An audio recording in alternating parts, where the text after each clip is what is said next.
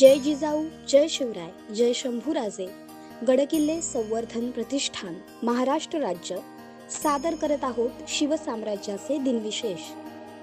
26 April इसवी सन 1675 मराठा फौजेने कारवारवर हल्ला केला. फोंडा काबीज होताच महाराजांनी त्वरेने हालचाल करून कारवार प्रांत जिंकून घेतला. 3000 मराठी घोडदळ व काही पायदळ एप्रिलच्या तिसऱ्या आठवड्यात शिवेश्वर किल्ल्याला वेढा घालून बसले.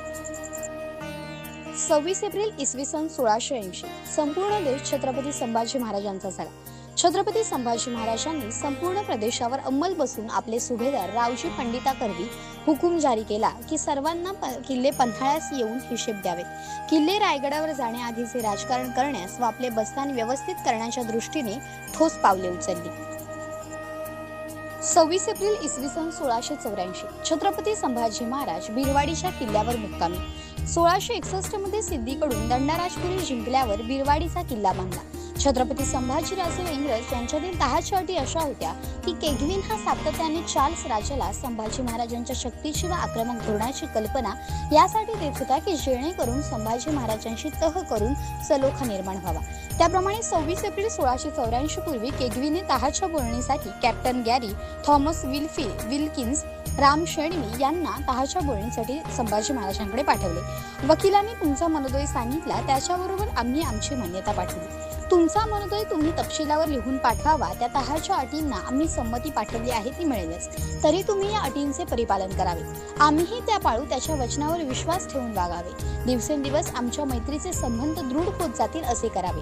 कॅप्टन गॅरीने सिद्धीशी तुमचे वितुष्ट आले आहे असे आम्हाला सांगितले. त्याला काढून लावण्यासाठी आम्ही सहाय्य करावे अशी तुमची अपेक्षा आहे. तरी सिद्धी आमचा शत्रू आणि तुम्ही आमचे मित्र, म्हणून सर्वतोपरी सहाय्य करणे आम्हास आवश्यक आहे. तुमचा मित्र तो आमचा मित्र, तुमचा शत्रू तो आमचा शत्रू हे जाणून तुमच्या परीने तुम्ही सिद्धीचा नाश करण्याचा प्रयत्न करावा. आम्हीही तसेच करत आहोत. तुमच्या शत्रूचा नाश करणे तुम्हाला सोपे जावे म्हणून आम्ही तुम्हा सर्वतोपरी मदत करू. आपली मैत्री वृद्धिंगत हो अधिक काय लिहिणे. यावेळी इंग्रज व संभाजी महाराज यांचा जो तह झाला त्यापैकी आरमाराविषयी कलम असे होते: वादळामुळे किंवा अन्य उत्पातामुळे जर एखादे जहाज किंवा होडी माझ्या राज्यातील बंदरात लागली तर ती जप्त करून सरकार जमा होऊ नये. हा रिवाज ख्रिश्चन लोकांच्या बाबतीत रूढ असेल तर ती सवलत इंग्रजांसही देण्यात येईल.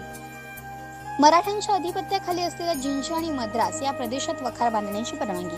त्या तहातील प्रमुख अटी अशा होत्या की वखारीची उंची, लांबी आणि रुंदी ही नियोजित प्रमाणानुसारच असावी. गुलाम खरेदी आणि विक्री यावर बंदी. बालकामगार, आयात व निर्यात यावर जकात, धर्मांतर बंदी.